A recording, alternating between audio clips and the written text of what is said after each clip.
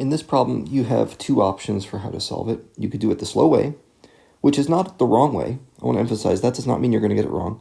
It just means it's going to take a little while.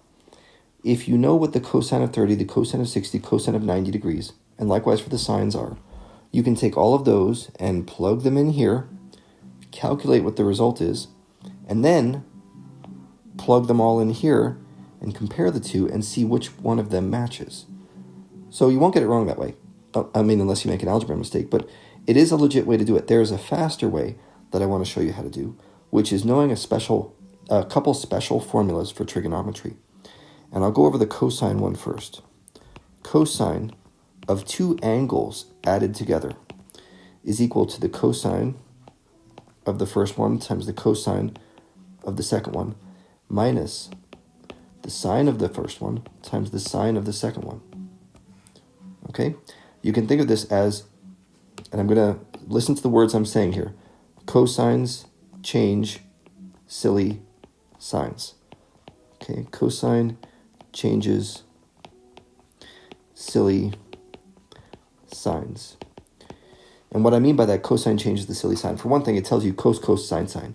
For another thing, it tells you take that plus sign and turn it into a minus sign. Okay? So this is a very powerful tool that you'll be using a lot later this year when we get into trigonometry and trigonometric identities. But you'll see that if you just look at this thing, it matches cosine changes the silly sign. It's 60 and 30, 60 and 30. There's a plus sign in between them, so that tells me this must have come from cosine of 60 minus 30. Now, there's a few different versions of this problem. You might find one that's not cos, cos, sine, sine. You might need this other formula, sine of A plus B. And that changes things over to sine A cosine B plus cosine A sine B.